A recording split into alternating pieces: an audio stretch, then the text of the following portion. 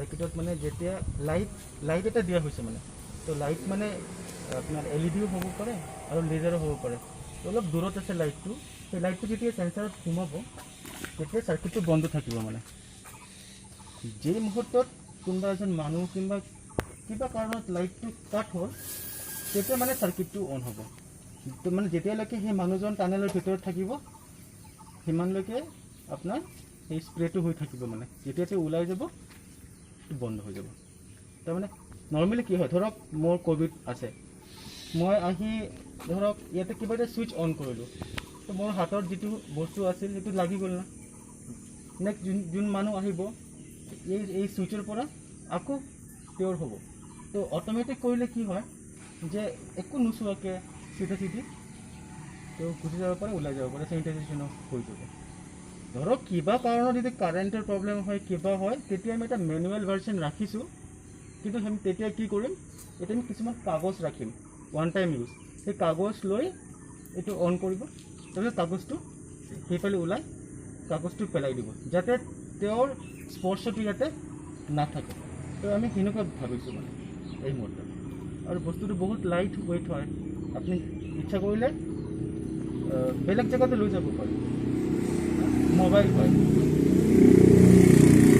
যেহেতু আমাৰ ঘৰুৱা টেকন'লজিতে বনোৱা হৈছে সেইটো কাৰণে চিপ হয়, বেলেগ মানে চেনিটাইজেশ্যন টাৰ্নাৰৰ তুলনাত বহুত কম দামত আমি বনাব। আপনাৰ এই মানে প্ৰসেসটো এই আমাৰ যিটো চেনিটাইজাৰ দিয়া হৈছে সেইটো মানে বেচিকেলি হাৰ্বেল এক্সট্ৰেক্ট হয়।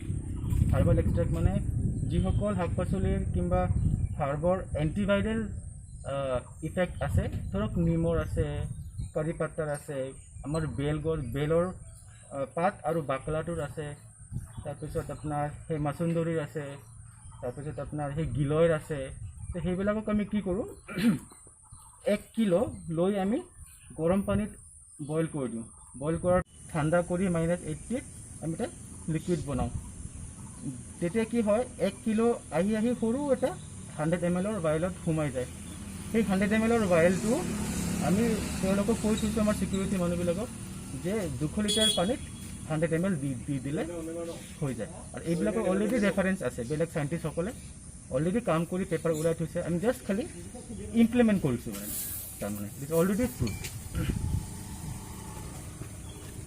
তাৰমানে আমি ভাবিলোঁ যে আমাৰ তাত যিখিনি ৰিচোৰ্চ এই মুহূৰ্তত আমাৰ তাত আছে, সেই ৰিচোৰ্চ যে আমি কিবা এটা কৰিম যিটোত মানে ধৰক চেনিটাইজেশ্যনৰ কামটো হৈ যাব আৰু আমাৰ ইণ্ডিজিনাছ মেক ইন ইণ্ডিয়া কিংবা তেনেকুৱা টেকন'লজিৰ এটা উদাহৰণো হৈ যাব। তো আমি ভাবিলোঁ যে আমাৰ তাত ইলেক্ট্ৰনিক্সৰ অলপ চাৰ্কিট আছিল, ইণ্টিগ্ৰেটেড চাৰ্কিট IC বুলি কয়, ট্ৰানজিষ্টাৰ, তাৰপিছত বেলেগ চেন্সাৰ। তো আমি ভাবিলোঁ যে সেইটো দিয়ে আমি কিবা এটা কৰিম।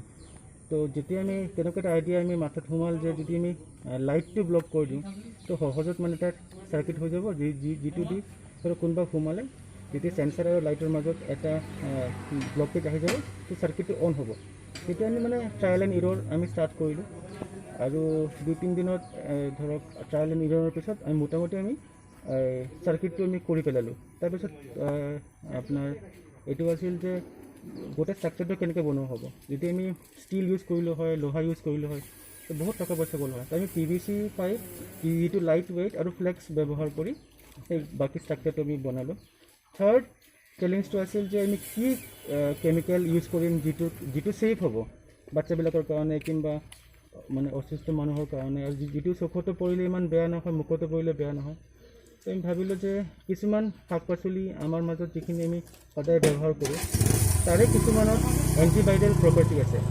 তো সেই এণ্টিভাইৰেল প্ৰপাৰ্টি থকা বেলেগে ৰিচাৰ্চ কৰা পেপাৰ আমি কিছুমান লৈ চালোঁ যে আমাৰ ইয়াতে পোৱা কি ধৰণৰ শাক পাচলি আছে কিংবা প্লান্ট আছে যিটোত মানে এণ্টিভাইৰেল প্ৰপাৰ্টি আছে।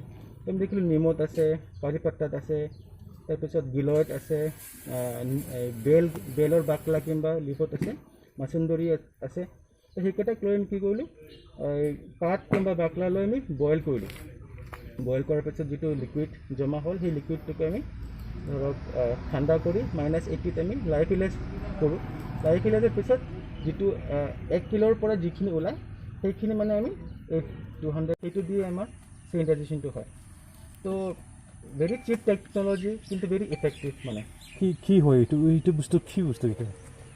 এইটোৰ নামটো হ'ল চেনিটাইজেশ্যন টানেল কিংবা চেনিটাইজেশ্যন চেনেল। তাতে মানে কি হয়, দুটা দৰ্জা আমি দিছোঁ, এটা দৰ্জা দি মানুহ সোমাব আৰু এটা দৰ্জা দি ওলাব। যেতিয়া সোমাব তেতিয়াই মানে বডি হয় স্প্ৰেড ষ্টাৰ্ট হৈ যাব। আৰু বিভিন্ন হাইটত আছে মানে আপোনাৰ ভৰিৰ পৰা মাথালৈকে আপোনাক মোটামুটি কাপোৰৰ পৰা আদি কৰি মুখৰ পৰা আদি কৰি চবতে মানে ইউনিফৰ্মলি স্প্ৰেইংটো হ'ব। তো যেতিয়া আপুনি সোমায় চান্সেছ আৰ দেৰ কি আপোনাৰ যিখিনি সম্ভাৱনা আছে যে যদি আপোনাৰ আছিল তো ডেফিনেটলি তাতে এটা ইফেক্ট পৰিব। আৰু অলৰেডি যিহেতু ৰিচাৰ্চ কৰাই আছে যে এইকেইটা প্লাণ্টৰ এণ্টিভাইৰেল ইফেক্ট আছে। আমি কোৱা নাই যে ক'ভিডৰ কাৰণে ইফেক্টিভ হ'ব, but it is in general antiviral মানে।